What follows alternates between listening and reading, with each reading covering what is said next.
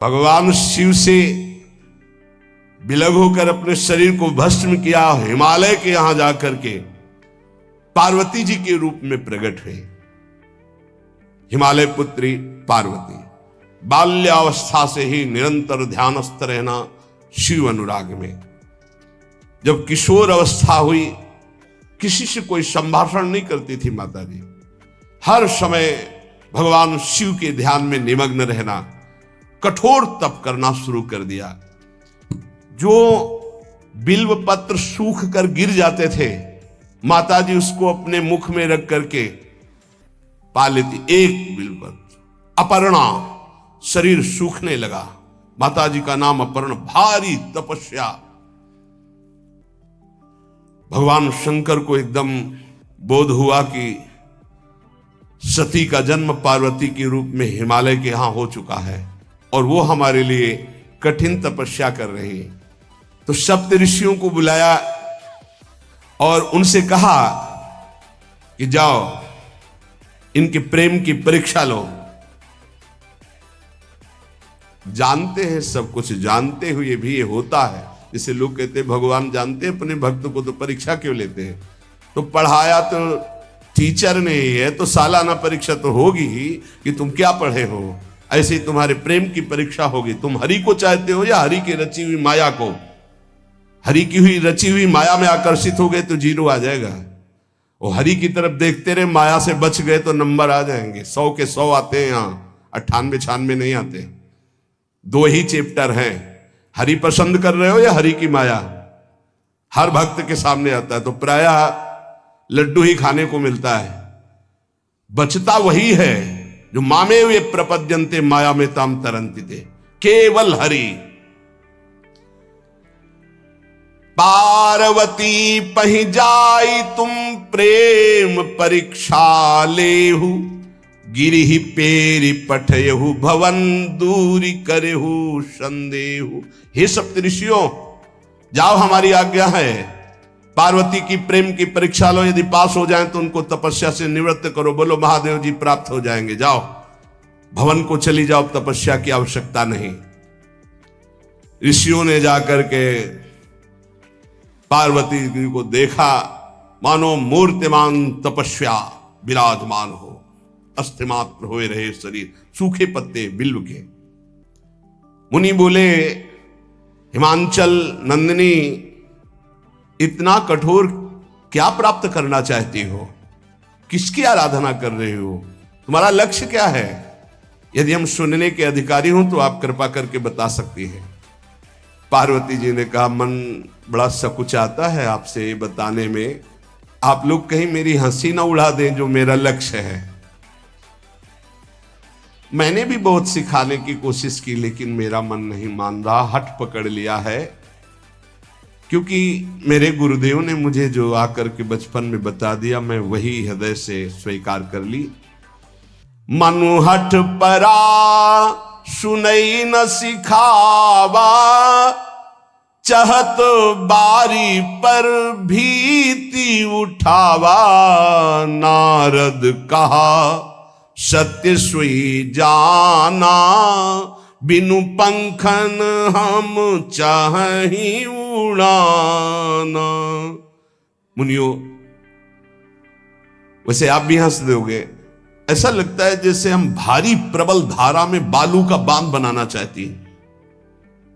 कहां भगवान शिव और कहां मैं? मेरे गुरुदेव नारद ने बचपन में आकर के कहा, तुम्हारे पति देवाधिदेव महादेव होंगे। बस मैं तब से अपने पति की प्राप्ति की आराधना कर रही हूं। पता नहीं आप मेरी बात सुनकर हंसेंगे कि मानो बिना पंख के मैं आकाश को छूना चाहती हूं। ऋषि हंस पड़े और कहा, बात तो सही है। पर्वत से उत्पन्न हुई हो तो इसलिए तुम्हारी बुद्धि भी हमें लगता है जड़ ही है। नारद के उपदेश से आज तक किसी का घर बसा है? नारद के उपदेश से किसी का घर बसा है? अरे जिस जिसका उपदेश किया उसको बैरागी बना दिया, गृहस्थी तो बनाया नहीं। नारद उपदेश सुनकर किसी का घर बसा हो ऐसा तक प्रमाण नहीं है। देखो, दक्ष के पुत्रों को उपदेश किया, 10,000 एक को 1,000 एक, लौट कर नहीं आए, सब बैरागी बन गए। चित्रकेतु को उपदेश किया, घर चौपट हो गया। प्रहलाद जी को उपदेश किया, पूरा हिरण्यकश्यप का नाश हो गया। नारद सीख जे सुनहि नर नारी, अवसि होई तजी भवनु भिखारी। तुम्हारे गुरु नारद जी की जो सीख सुना बर्बाद हो गया, बाबा जी बन गया, भजनानंदी बन गया। वैसे हम बताएं, नारद जी हैं बड़े कपटी, ऊपर से साधु का चिन्ह है, अंदर से कपट। क्या कपट? उसके संसार का नाश कर देते हैं, भगवान से जोड़ देते हैं। मुझे नारद जी की बात कम समझ में आती है। ये उल्टा बोल रहे ऋषि परीक्षा के लिए, गुरु निष्ठा हटाने के लिए, समझ रहे हो? पार्वती जी ने कहा बचपन में मेरे गुरुदेव ने बता दिया, वही मैं। नारद जी की बात आज तक घर किसका? जो नर नारी नारद की बात सुने भवन त्याग करके भिखारी बन गया, प्रमाण है।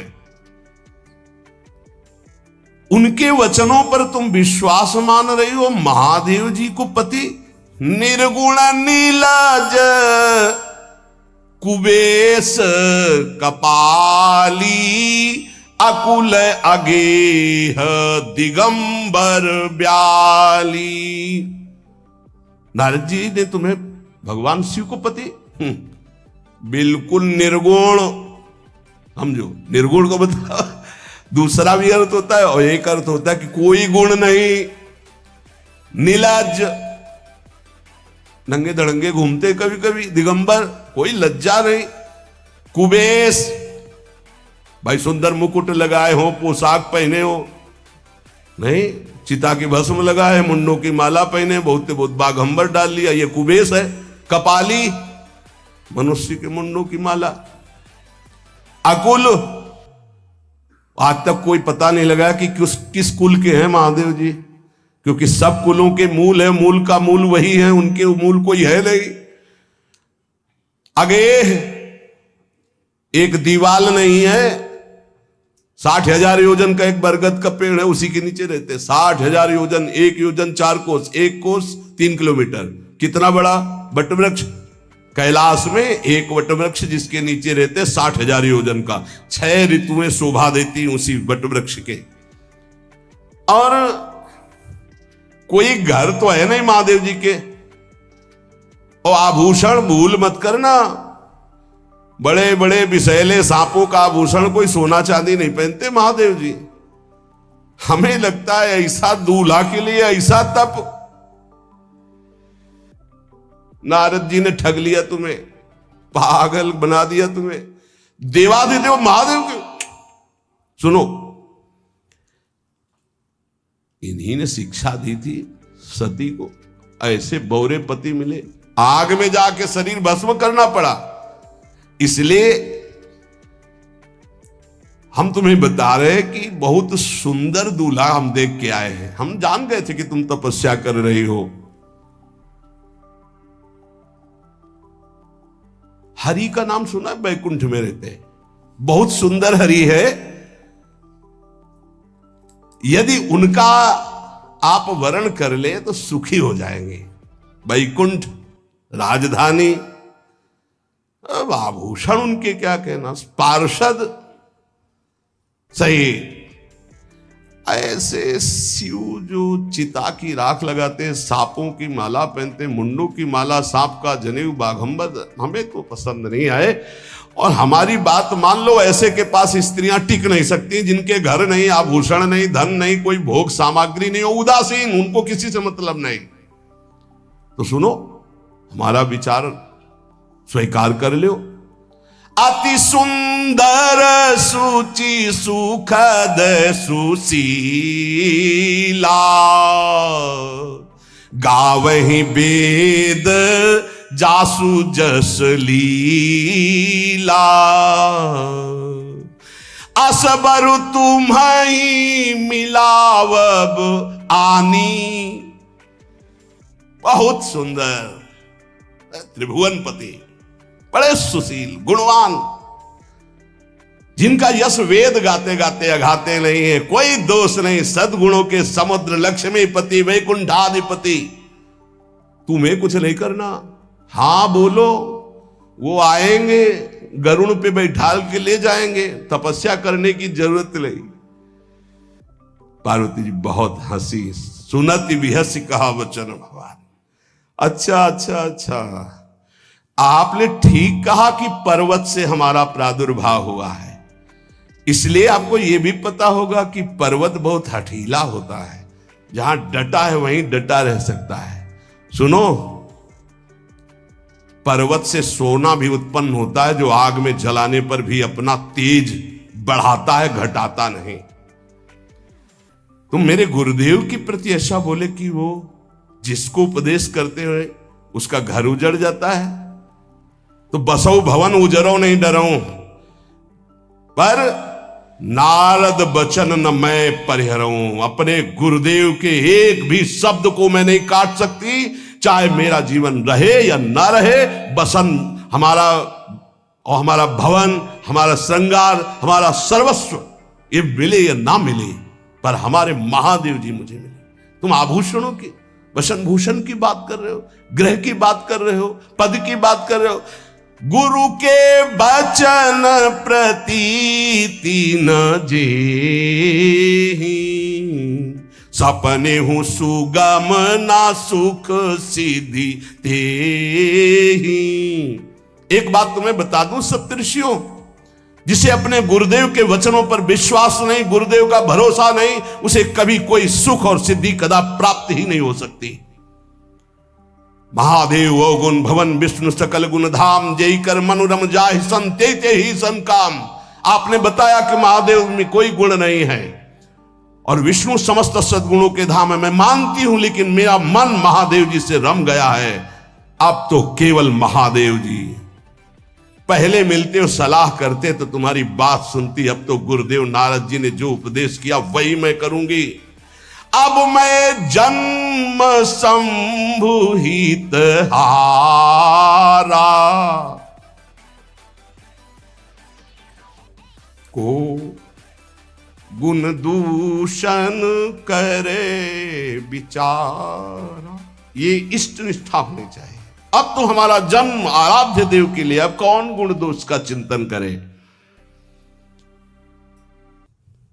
जन्म कोटि लग रगर हमारी, बरऊं शंभुनता रहूं कुमारी।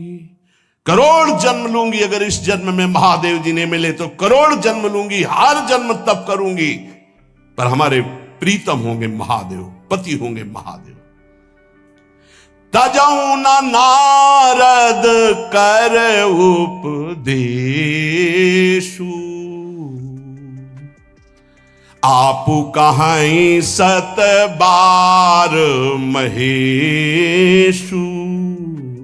हजार बार आकर के, सैकड़ों बार आकर महादेव जी भी कहें कि अपने गुरुदेव के वचन छोड़ दो, तो मैं अपने गुरुदेव के वचनों का त्याग करने वाली नहीं। आप जा सकते हैं, बहुत जगत में कुंवारी कन्याएं और कुंवारे वर हैं, उनका ब्याह करा दीजिए। मेरी तो केवल एक ही बात रहेगी, हर जन्म महादेव जी के लिए। समस्त सप्तऋषियों ने साष्टांग दंडवत की और कहा, जगदम्बा आप नित्य शिव की अर्धांगिनी, भगवान शिव ने ही मुझे भेजा था आपकी परीक्षा के लिए। जाओ, भगवान शिव सब जान रहे हैं, ब्याह पक्का, अब आपको तप करने की जरूरत नहीं है। तुम माया भगवान शिव, सकल जगत पितुमात, नाई चरण सिर मुनि चले, पुनि पुनि हर्षत गात। प्रणाम करके सप्तऋषि गए, हिमांचल से कहा, सादर अपनी कन्या को लिवा लाओ और ब्याह की तैयारियां शुरू करो। महादेव जी ब्याह के लिए पहले से ही राजी हैं और समस्त देवता ब्रह्मा जी आदि उनके पास जा रहे हैं प्रार्थना करने के लिए। इधर जब पार्वती जी को लेकर हिमालय अपने घर पे आते हैं, तब भगवान विष्णु, समस्त देवता, ब्रह्मा जी कैलाश पहुंचे, जहां भगवान शिव विराजमान थे। सबने स्तवन किया और कहा, प्रभु बहुत दिन से एक लालसा है, सकल सुरन के हृदय शंकर परम उछाहु, निज नैनन देखा चाहे नाथ तुम्हार विवाह। भगवान विष्णु, ब्रह्मा जी, समस्त देवताओं ने कहा, प्रभु हम सबके मन में एक उत्साह है, आप दूल्हा हो, हम सब बराती हो, आपका विवाह देखना चाहते हैं। प्रभु ये उत्सव देख ले तो हमारा जीवन सार्थक हो गया, आप हां बोलो। कामदेव के मद को चूर करने वाले आपको दूल्हा रूप में देखना चाहते हैं हम सब। स्वामी का स्वभाव होता है सेवक को सुख देना। पार्वती जी ने अपार तप किया है आपके लिए, आप उनको अंगीकार कीजिए। भगवान विष्णु ब्रह्मा जी की प्रार्थना सुन करके भगवान शिव जी ने कहा, तथास्तु, ठीक है, ब्याह पक्का। देवताओं ने नगाड़े बजाए, फूलों की वर्षा होने लगी, देवाधिदेव महादेव की जय के नारे कैलाश में गूंजने लगे। सप्तऋषि भगवान शिव के पास आए, कहा, प्रभु बड़ी अनन्य है पार्वती जी आपकी, अखंड प्रेम है। हमने बड़ा छल करके उपदेश किया, लेकिन उन्होंने कहा कि मैं नारद जी का उपदेश नहीं त्याग सकती, करोड़ों जन्म लूंगी और हर जन्म महादेव जी के लिए। भगवान शिव जी की आंतरिक वृत्ति जो पार्वती जी की प्रीति की है उसे कोई नहीं जानता। बहुत विरह में रहे, ऐसा न समझे कि देवादिदेव महादेव जी परम उदासीन है, नहीं। सती जी के वियोग में बड़ी विचित्र दशा महादेव जी की हुई थी। सप्तऋषि फिर गए पार्वती जी के पास और कहा, भी बीच में घटना घट गई, कामदेव गया था महादेव जी की समाधि को भंग किया, तो महादेव जी ने कामदेव को भस्म कर दिया, तो अब ब्याह का मतलब क्या रह गया। भवानी ने कहा, तो तुम क्या अभी तक भगवान शिव को कामयुक्त देखते थे क्या? क्या तुम समझते हो तुम्हारे जान काम अब जा रहा? अरे अब लग शंभु रहे सबिकारा। तुम्हारी नजर में अभी तक भगवान भिखारी थे और अब काम को भस्म किया है। अरे हमने भगवान शिव की आराधना की, हमरे जानी सदा शिव जोगी, अज अनवद्य अकामो अभोगी। मैंने तो शिव को सदा ही योग संपन्न ब्रह्मबोध देखा है। वचन और कर्म से, मन से मैंने यदि भगवान शिव को अपना स्वामी माना है, योगी, अजन्मा, अनिंद्य, काम रहित, भोगहीन, तो निश्चित मुझे प्राप्त होंगे। भगवान शिव के पास फिर सप्तऋषि गए, बोले, प्रभु गजब की निष्ठा है, केवल आपके प्रति प्रेम है। ब्रह्मा जी ने लगन रची, सप्तऋषियों को बुलाया और कहा, ब्याह दोनों तरफ, ये लड़की पक्ष की लगन, ये वर पक्ष की लगन। ब्याह तय हो गया, दिन नक्षत्र घड़ी, नगाड़े बजने लगे, देवताओं के लिए सुमन वृष्टि हुई। ब्रह्मा जी ने सबको बुलाया, हिमालय ने सबको निमंत्रण दिया, बड़े बड़े पर्वत भेंट लेके आ रहे हैं, बड़े बड़े रसनिधि समुद्र भेंट लेकर के आ रहे हैं। वहां भोजन पान के लिए हिमालय के पास कोई कमी थोड़ी थी, रस की नदियां बह रही थी, विविध प्रकार के रस, विविध प्रकार के फल, विविध प्रकार के भोग वहां सब व्यवस्थित किए जा रहे हैं। ब्रह्मा जी ने कहा, देखो सबसे पहले नारायण की समाज रहेगी, दूल्हे की नहीं रहेगी, नहीं तो गाली ही पड़ेगी। हिमालय के यहां प्रवेश पाने के लिए बरातियों में सबसे पहले नारायण, फिर देवराज इंद्र का परिकर, वायु देवता, अग्नि देवता, सबसे पीछे दूल्हा की बारात।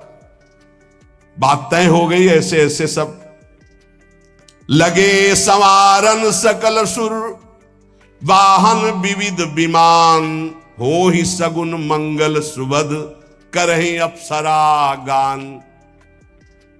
सब अपने अपने वैभव संपन्न सब तैयार हो रहे हैं। बोले महाराज दूल्हे को तैयार किया जाए। शिव ही शंभुगन करहीं सिंगारा, जटा मुकुट अहि मोर संवारा। कुंडल कंकन पहिरे ब्याला, तन विभूति पट के हरि छाला। शशि ललाट सुंदर सिर गंगा, नयन तीन उपवीत भुजंगा। गरल कंठ उर नर सिर माला। अशिव वेश शिव धाम कृपाला। कर त्रिशूल अरु डमरु विराजा, चले बसहा चढ़ी बाजही बाजा। देखी शिवहि सुरत्रिय मुस्काही, बरलायक दुल्हनी जग नाहीं।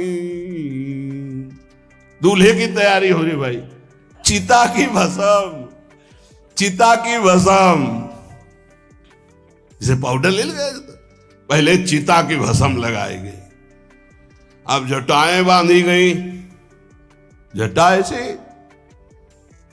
त्रिभुवन का विनाश जब करना होता, जटा खोलकर जब तांडव करते तो कोई नहीं बचता।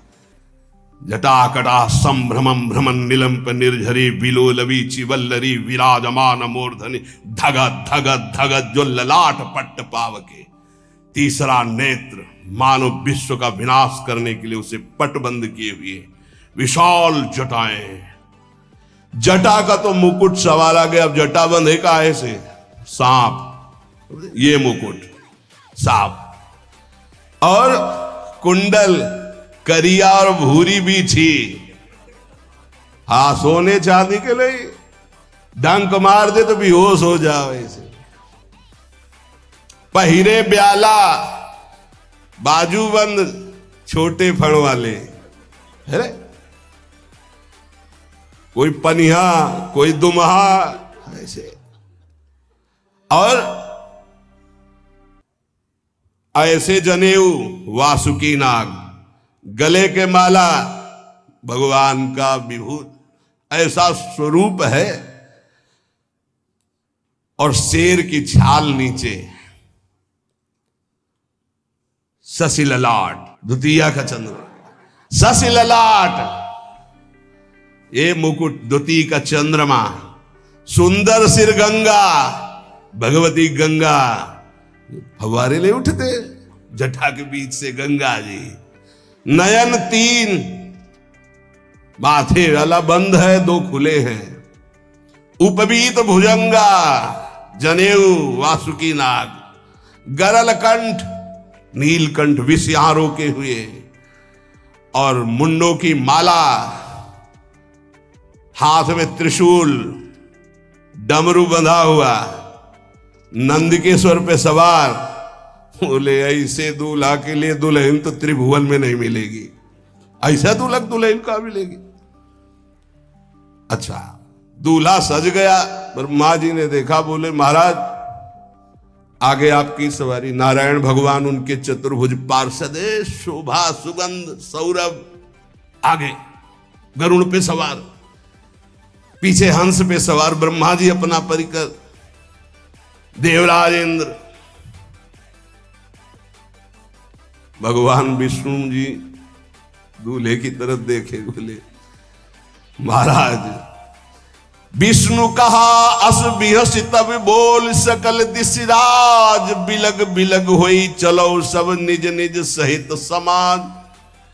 कोई भी दूल्हे के पास मत फटको, पीछे रहने दो, सब अलग अलग समाज चलो। नहीं पानी नहीं मिलेगा हिमालय के अगर आगे ये हुई तो।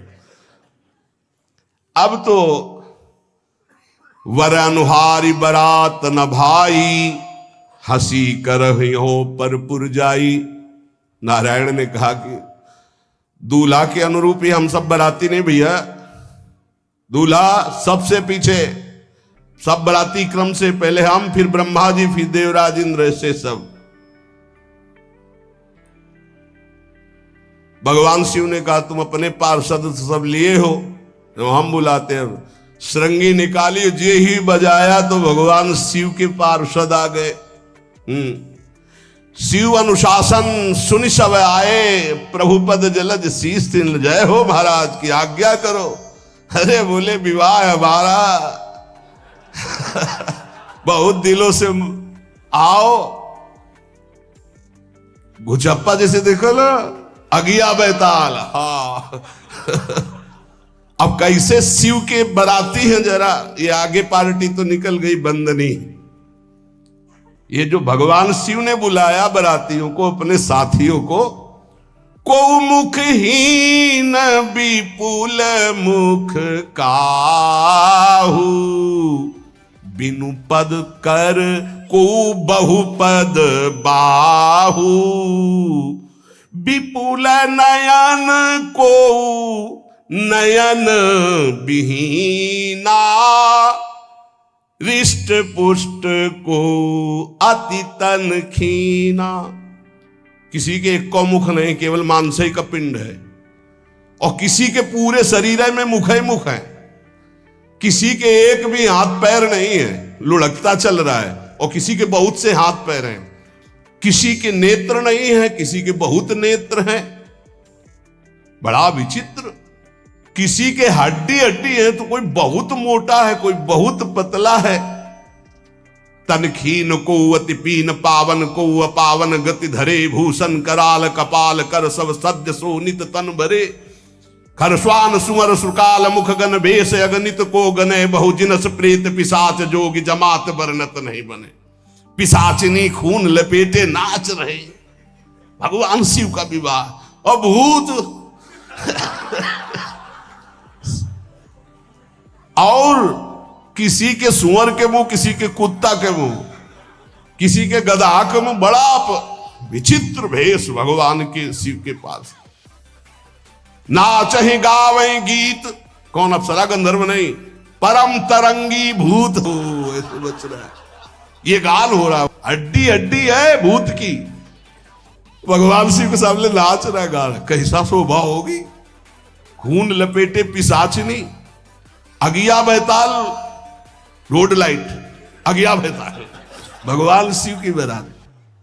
भूत प्रेत बड़े मौजियल, स्वामी का विवाह हो रहा है, खूब छिड़क कर नाच रहे, देख ले तो मूर्छा आ जाए। अब बनी है बारात, तो जस दूल्हा तस बनी बराता। बाजा कौन बाज रहे हैं? कोई गाल बजा रहा है, कोई मुंह बजा रहा है, वो बैंड थोड़ी बज रहे, कोई चीख रहा है। तो जैसे अलग अलग नहीं, तुरही बज रही, ये बज, वहां कोई बाजे नहीं, सब भूत है, भूत प्रेत पिशाचिनी, ऐसे स्वर निकल रहे हैं। अब भगवान श्री चले नंदिके पर सवार होकर, जस दूल्हा तस बनी बराता। हिमालय बड़े उत्सव में है, देवाधिदेव महादेव जी की महिमा हिमालय की पत्नी से नारद जी ने सब सुना रखी है। अब तो जितने भी सुंदर सुंदर सब पदार्थ, सब व्यवस्थाएं, सब किए, हाथ जोड़े खड़े हैं। जगदम्बा जहां विराजमान है, वहां सिद्धियों की कौन सी कमी है। ये हुआ कि जय हो बारात पधार रही है, सामवेद का गान करते हुए गरुड़ पर विराजमान भगवान नारायण। सब हिमालय वासी ओहो धन्य है, धन्य, यही दूल्हा है, बाराती है। दूल्हा तो भी बहुत सुंदर होंगे, सब देख के लुभायमान हो गए, नारायण परिकर सब। पीछे देखा हंस पर सवार भगवान ब्रह्मा जी, चतुर्मुख, वेद सब। दूल्हा पीछे, गांव के नगर के लोग है ना, ये दूल्हा नहीं, सयाने लोग कहते हैं दूल्हा। दूल्हा तो ये तो ब्रह्मा जी है, देवराज इंद्र, ये दूल्हा? नहीं नहीं नहीं, ये दूल्हा नहीं, ये दूल्हे की बाराती है। वो गजब, इतने सुंदर दूल्हे के बाराती, तो दूल्हा तो फिर बहुत हृदय में आनंद है, उत्साह है। नगर की बालक बालिकाओं नौबधुओं को ऐसे देख रहे, दूल्हा कौन है ऊपर से चले। जब सब निकल गए तो बहुत हृदय में आनंद था कि अब दूल्हा के दर्शन होंगे। जोई दूल्हा की पार्टी आई, शिव समाज जब देखन लागे, भीतरी चले बाहन सब, जितने अगवाली कर ले आए थे धोती संभाल के जान बचा के भागे। जो बड़े बूढ़े थे, जो महिमा सुने थे, वो धरि धीरज ताहा रहे सयाने, बड़ी हिम्मत करके रुके कि शिव हैं। लेकिन जो नौजवान बालिकाएं, बूढ़ी नौबहुएं, ये को वहां मंगलाचार में नहीं टिकी, सब अगवानी पे भाग पड़ी। धीरज धर करके बालक घर में पहुंचते, जवान पहुंचते, बहुएं, क्या बात है, तुम लोग भयभीत क्यों हो गए? कोई घटना घटी क्या ब्याह में?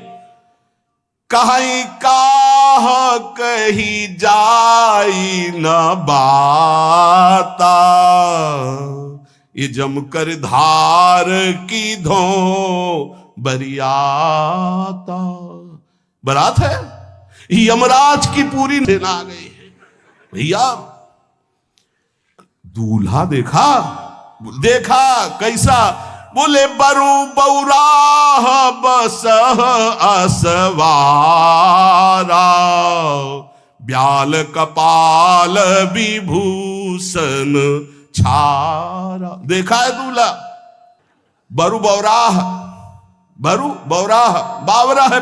क्यों? बैल पे सवार है, सांप की माला पहने, भस्म चिता की लगाए, मुंडों की माला। अरे पूछो मत, ऐसा दूल्हा।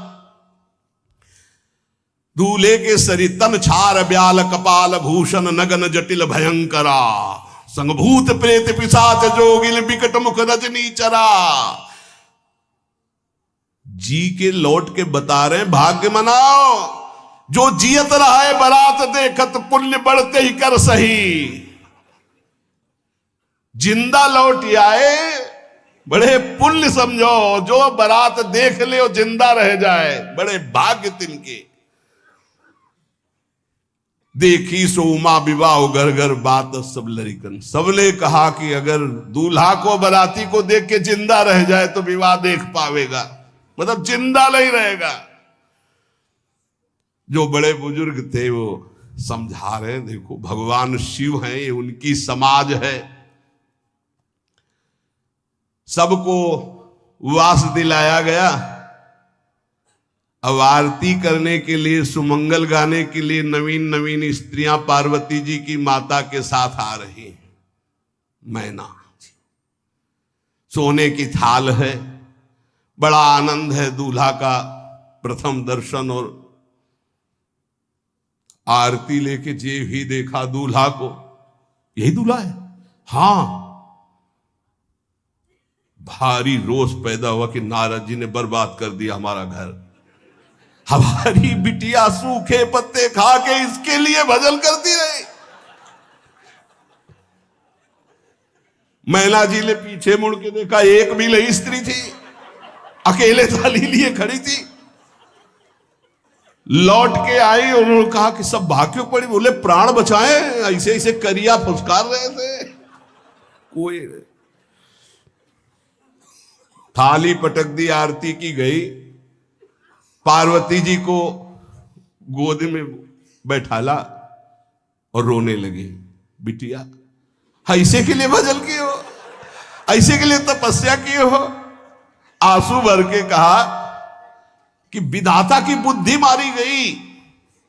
जिसने तुम्हारी जैसी सुंदर कन्या, वो ऐसा बावरा दूल्हा, ये संयोग रचा है। बुद्धि खराब हो गई ब्रह्मा की।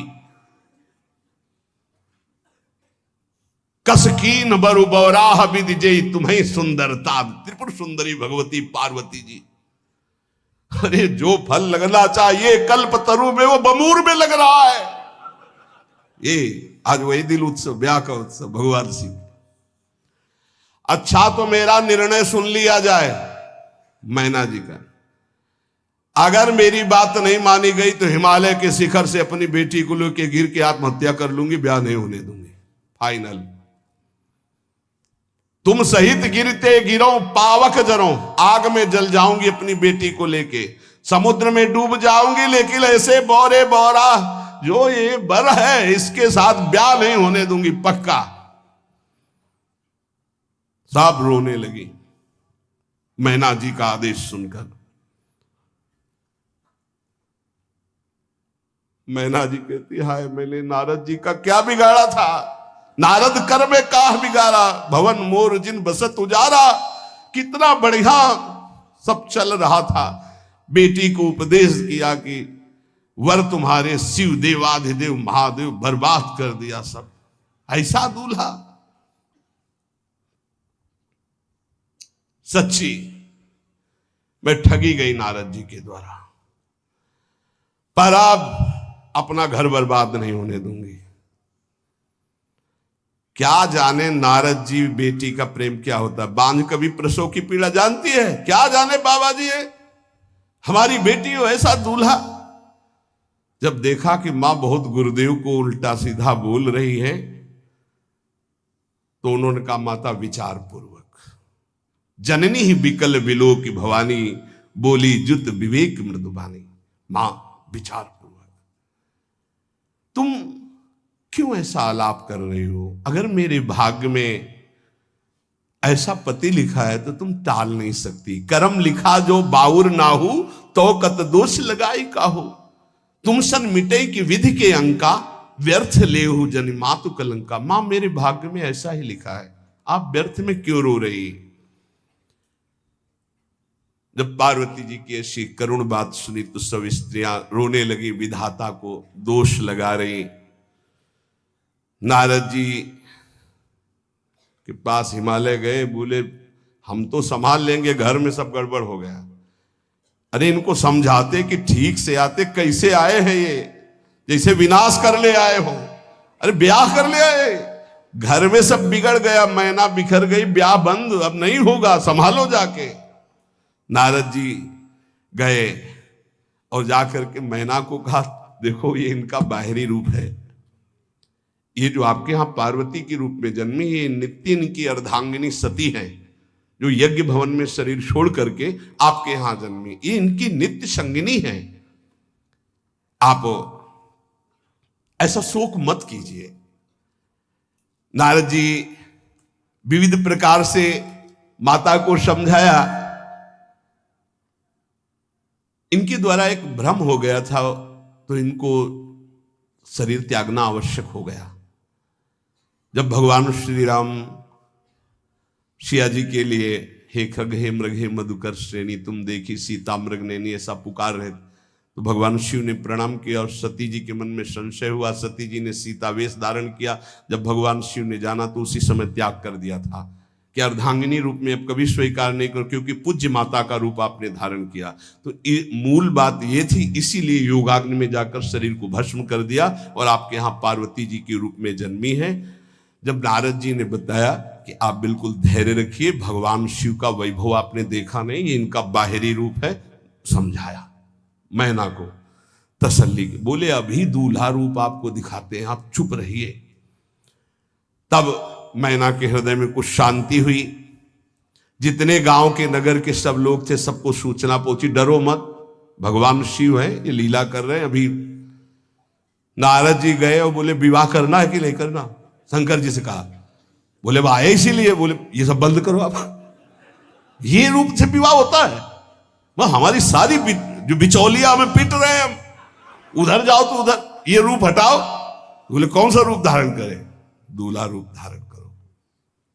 भगवान शिव ने जे भी, बहुत सुंदर शिव है, कर्पूर गौरम जैसे चिदानंद, 16 वर्ष की अवस्था, हाथ में दर्पण और अद्भुत मुकुट धारण किए हुए, जटाएं ढकी हुई, गौर वर्ण, वो सुंदर रूप जो देखे सो मोहित हो जाए। ध्याये नित्यम महेशम रजति किरणिभम चारु चंद्रावतंसम। कैसा सौंदर्य रूप महादेव जी का। चलो अब जो जेवनार के लिए सब शुभ नववधुएं सब मैना जी को बुलाया, देखो दूल्हा आ रहे हैं, एक एक कदम ऐसे चल रहे, संभाल संभाल के जैसे चलना सीख रहे हो। तांडव करने वाले चरण है, पर नारद जी ने को अब नहीं, नव किशोर अवस्था, हाथ में दर्पण, वो सुंदर रूप भगवान शिव का, एक एक कदम बारात में जो देखे सो मोहित। मैना ने कहा हो अहो भाग्य, ऐसे दूल्हा बोले वही हैं जो नंदी पे सवार थे, इनके स्वरूप को जानना बड़ा कठिन है। अब जो सुंदर जेवनार हुई बरातियों के साथ भगवान शंकर की बड़े मधुर गीत गाए जा रहे हैं। मुनियों ने फिर हिमवान को लगन पत्रिका सुनाई। विवाह का ठीक समय देख करके समस्त देवता और वेद स्वयं मूर्तिमान होकर वेद उच्चारण कर रहे हैं। भगवान शिव का पाणी ग्रहण संस्कार हो रहा है। पार्वती जी जब श्रृंगार करके सभा में आई ब्याह मंडप पे, तो कोई ऐसा नहीं था जो देखकर मोहित न हो गया हो। त्रिपुर सुंदरी अंबा है, लेकिन सब ने उनके श्री चरणों में सर झुकाया, क्योंकि जगदात्मा महेश पुरारी जगदंबिका जानि भव भामा सुरन मनन मन कीन प्रणाम। ऐसा सुंदर रूप अंबा जी का त्रिपुर सुंदरी है। जब वो दुल्हन रूप में पधारी, कोई भी ऐसा नहीं था जो एक बार देखकर मोहित न हो, पर सब श्री चरणों में, क्योंकि जगदंबिका है, भगवान शिव की आद्या शक्ति है। सुंदरता मर्जाद भवानी जाय न कोटि बदन बखानी। करोड़ों मुखों से यदि वर्णन हो तो इस समय जो पार्वती जी का सुंदर रूप है, नव किशोरी और दुल्हन रूप, पार्श्व में बैठे अत्यंत सुकुमार, कपूर और चांदी की तरह गौर वर्ण, एकदम तेजोमय, विशाल नेत्र, स्वर्ण आदि के आभूषण, कहीं कोई एक बिच्छू सर्प कुछ नहीं, बिल्कुल नव किशोर राजकुमार स्वरूप भगवान शिव। पार्वती का मन रूपी भौरा शिव जी के रूप को देखकर लुभायमान हो रहा है। आज्ञा भई ब्याह प्रारंभ हो। आश्चर्य की बात, गणेश जी का पूजन सबसे शुरू हुआ। लियो, मुनि अनुशासन गणपति पूजे शंभु भवानी, गणानान्त्वा गणपति ग्वंघवामहे प्रियानान्त्वा प्रिय। लियो, बोले गणेश जी पार्वती जी के मतलब पुत्र का भावातल कि वो जो उट्टल लगा रही थी उसी से गणेश, ये आद्य गणेश है, ये आद्य गणेश है। जैसे आदि ब्रह्म, जैसे आदि ब्रह्म स्वरूप ये गणेश है। भगवान शिव और पार्वती जी ने प्रथम गणपति पूजन किया। मुनि अनुशासन गणपति पूजे शंभु भवानी, कोशुनि संशय करे जनी। ये अनादि जी जान, कोई संशय मत करना कि वो पुत्र है जो पार्वती जी से प्रकट हुए। बोले नहीं, ये अनादि गणपति का पूजन हो रहा है, जो ब्रह्म गणपति है। जस विवाह कै विधि श्रुति गाई, महामुनिन सो सब करवाई। गही गिरीश कुश कन्या पानी, भवई समर्पी जानी भवानी। पाणी ग्रहण संस्कार किया, कन्यादान। ये बहुत बड़ा गृहस्थ धर्म में परम पावन है। देखो, जो हमारी पूर्व धर्म मर्यादा की संस्कृति कितनी पावन संस्कृति है, जिसको आज हम भूलते चले जा रहे हैं, मनमानी आचरण करते चले जा रहे हैं। इसलिए गृहस्थ भी सुखमय नहीं रह गया है। गृहस्थ अगर धर्म के अनुसार हो तो उसको परम पद की प्राप्ति होती, परम मंगल होता है। बहुत ये जो हमारी धर्म मर्यादा है बहुत सुख देने वाली है, लेकिन इसका प्रतिदिन उल्लंघन ही होता जा रहा है। न माता से मतलब, न पिता से मतलब, मनमानी आचरणों से मतलब, जो मन जैसे आवे वैसे बहे, ये हमारी धर्म मर्यादा। देखो स्वयं भगवान कैसी मर्यादा है, पानी ग्रहण कर रहे, कुछ जल मंत्र, ब्रह्म ऋषि साक्षी, फिर पानी ग्रहण। पानी ग्रहण जब कीन्ह महेशा, ये हर से तब सकल सुरेशा। वेद मंत्र मुनि बर उच्चरहि, जय जय जय शंकर सुर करहि।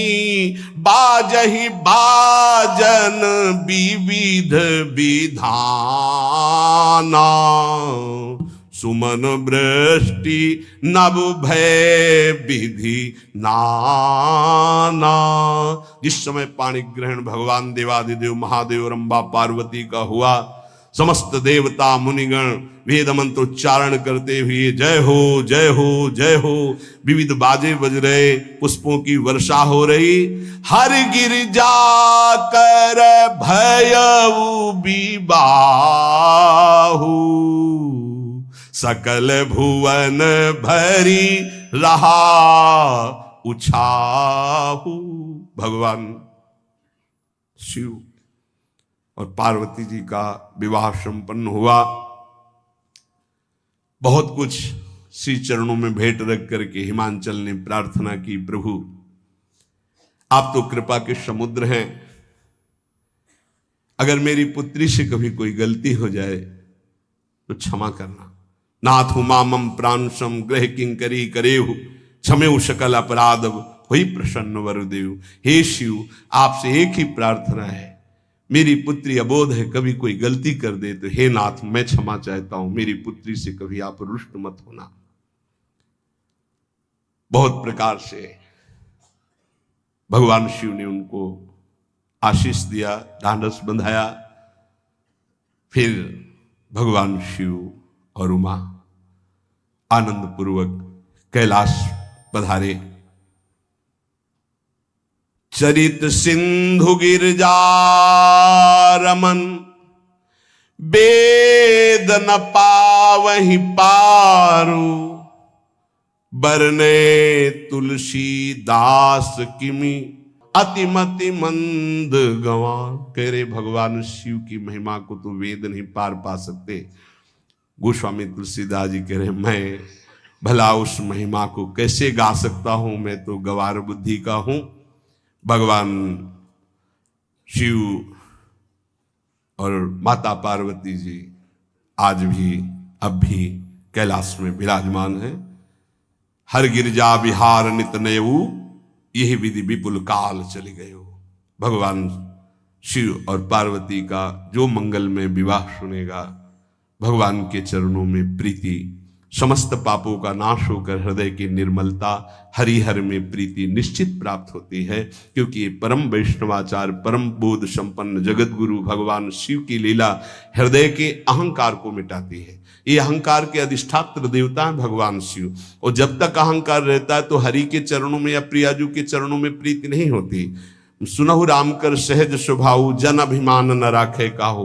तो भगवान शिव जिस पर कृपा करते तो अहंकार का अपहरण कर लेते हैं और दैन्य भरी भक्ति हरि के चरणों में हो जाती है। इसीलिए भगवान श्री राम अपनी अयोध्या वासियों से हाथ जोड़कर कहा, और एक गुप्त मत सबई कहां कर जोरी, शंकर भजन बिना नर भगति न पावे मोरी। भगवान शिव और पार्वती का ब्याह संपन्न हुआ, आज भी कैलाश में नित्य विहार करते हुए विराजमान है। ऐसे उनके चरणों को प्रणाम करके अपने आराध्य देव के चरणों में प्रीति मांगते हैं। नमः पार्वती पतये हार हार हार महादेव। जय जय श्री राधे।